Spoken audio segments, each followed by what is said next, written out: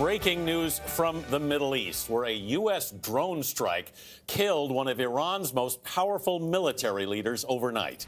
The targeted killing of Major General Qassem Soleimani inside Iraq is a dramatic escalation in the confrontation between the U.S. and Iran.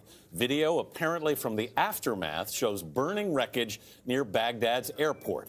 Soleimani led the powerful Quds force of the Islamic Revolutionary Guards, blamed for killing hundreds of American troops. Iran vows a harsh response. Iran's supreme leader tweeted, quote, "severe revenge." The aftermath shows an attack that was deliberate and sustained. With around a half dozen explosions, the Americans firing with drones clearly didn't want to miss their target, Iran's General Qassem Soleimani. He'd reportedly just gotten into Iraq from Beirut and was leaving Baghdad airport when he was killed in a convoy of vehicles along with a top Iraqi militia leader. President Trump tonight. Soleimani was plotting imminent and sinister attacks on American diplomats and military personnel, but we caught him in the act and terminated him. The imminent attacks planned by Soleimani targeted U.S. diplomats, U.S. military personnel, and facilities that house Americans in Iraq, Syria, Lebanon, and the region of the Middle East, a senior State Department official told reporters today. Qassem Soleimani was no ordinary general. The U.S. officially classified him as a terrorist, but in Iran, he was a national hero. Specifically, Soleimani was in charge of spreading Iranian influence around the world, and he was extremely good at it. Smart, charismatic, ruthless, strategic, and bold, Soleimani knit together a loyal network of armed groups from Iraq to Syria, Lebanon to Afghanistan. Anytime Iran attacked oil tankers in the Persian Gulf and then denied it, or attacked oil facilities in Saudi Arabia and denied that too, U.S. officials saw Soleimani's handiwork. His power made Iranians proud. Today, Iranians in the thousands came out to show their love and their anger. Soleimani was arguably Iran's most popular leader. For years, Soleimani operated in the shadows, and he spilled a lot of American blood. He was the secret architect of a long campaign against U.S. troops in Iraq after the 2003 invasion, killing hundreds. Back then, his face was barely known.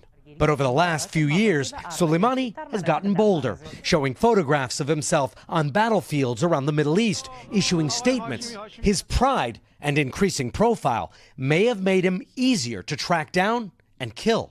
There was talk in Iran Soleimani might be a future president, or perhaps even a supreme leader. Today, the man who has that role, Iran's top Ayatollah, visited Soleimani's family and promised severe revenge.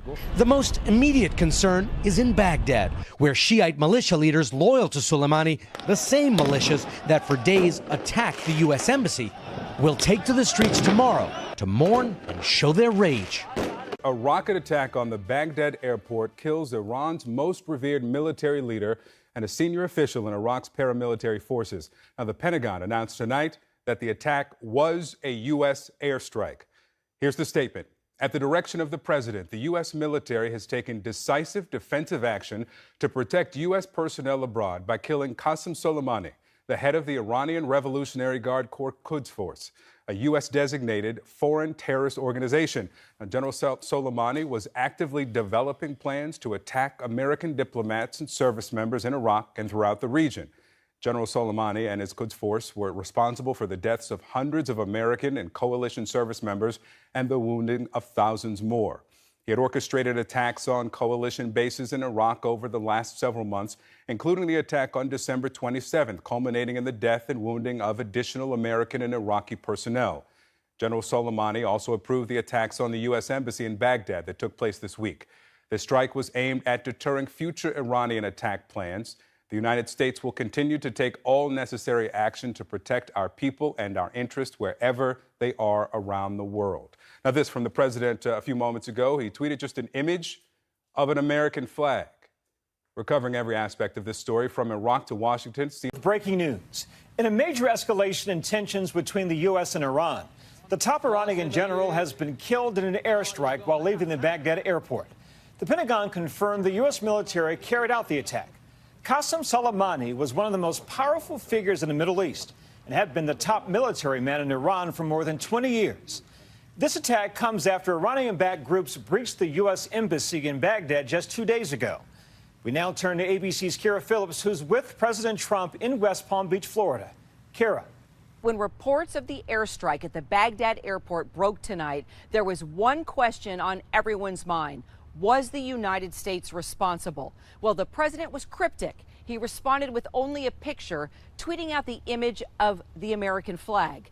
My White House sources were able to confirm that not only did the strike happen, but it was ordered by President Trump. The Pentagon announcing that the strike did indeed kill the powerful commander of Iran's Revolutionary Guard Corps, Qassem Soleimani, as well as the head of an Iranian-backed Iraqi militia.